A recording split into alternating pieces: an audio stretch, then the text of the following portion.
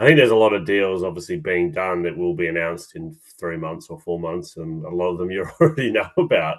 I think the big one, which was a surprise, was John Asiata, and I think that's obviously annoyed a lot of people, excited some people, but probably shocked quite a few because just I think the manner in it was, the deal was done, and then the leak, and then the announcement, seems to have ruffled some feathers in Leigh, shall we say.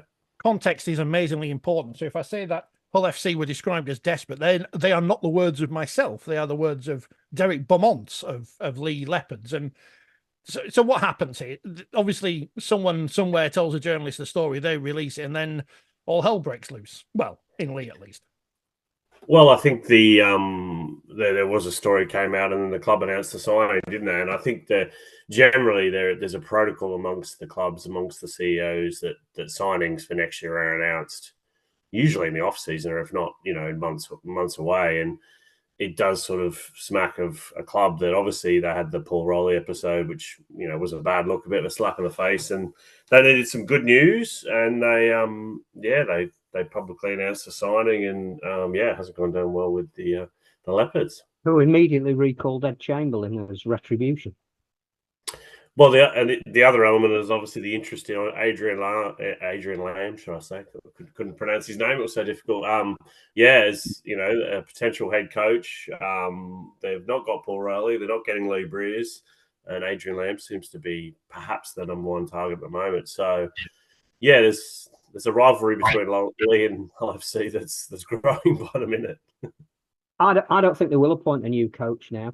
I think Simon Grix has brought around the measure of improvement they were looking at over the last couple of rounds. They've got a big signing announced to get the fans back on board, and you can absolutely see why Hull would want their season ticket holders to know that they'd signed somebody who the year before last was one of the best players in the competition. We can debate whether it's worth the alleged money that they're paying for a 3-year deal at that age and with that injury record. But clearly that's someone who they feel they can build their future around. So you can understand why they do that. But I don't think now they will be forced into making an appointment, because certainly their first choice didn't happen. I think Richie Myler and Simon Grix were together at Warrington. They know each other. I think they have an understanding amongst each other about perhaps what's needed to get to the end of this season. I'm not sure that it's anything now other than a building year. I think with the greatest respect to Hull, they're not planning on mounting a charge for the playoffs. So when you play this again in 4 months' time and they're sixth, that you can remind me. But I do think the most important thing for them is their game in London on Sunday, which actually has a huge amount of intrigue attached to it, purely because it's almost sitting by the guillotine. But I think Hull are improving. Simon Grix is in charge of that at the moment, and there would be no rush to appoint a coach, I wouldn't have thought. Yeah, I mean, I think what's interesting is then what happened at Warrington the other night. So you could say a budding rivalry there with Warrington. So Richie Miller seems to have ruffled a few feathers in the first couple of weeks of his appointment. It's my understanding they've signed Ollie Holmes from Leigh for next year as well, a 2-year deal. I don't think Leigh wanted to keep Ollie Holmes, so there's no bad blood there. But it's obviously a well that they're digging from, and they're looking to build a squad that will obviously perform a lot better this year than it has. Next year than it has this year. Finally, a second row and podcaster, so it's always good to have useful skills there in Ollie Holmes. Warrington Hull, we may as well start there because we started talking about Hull, and the big talking point after it is the big fight. It's the one we're all gonna look forward to Wembley, and the pre-match entertainment, depending on whether Warrington are there or not. Big scrap in the middle of the field. Sam Burgess versus Richie Myler. Catch weight contest, I think it's fair to say. Did Hull do anything wrong? Because I'm of the opinion that it's Warrington's mistake. So Hull, they just were ungentlemanly? Is that a thing anymore? Yeah, I think they just basically went by the rules, didn't they?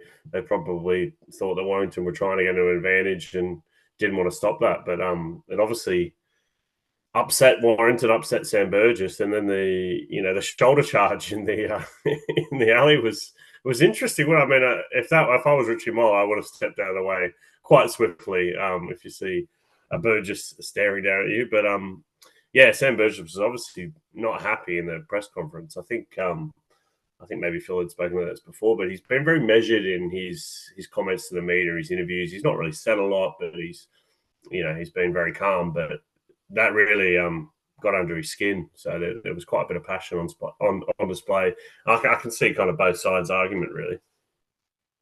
I didn't see it live, and clearly social media can blow something up beyond what it actually is.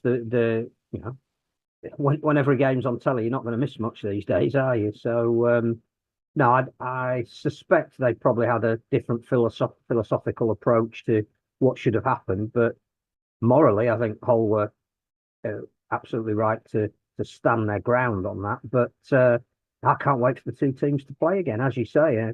If we're looking for pre-match entertainment, or Sky are looking for, remember the old ITV Brian Clough and Don Revie interview?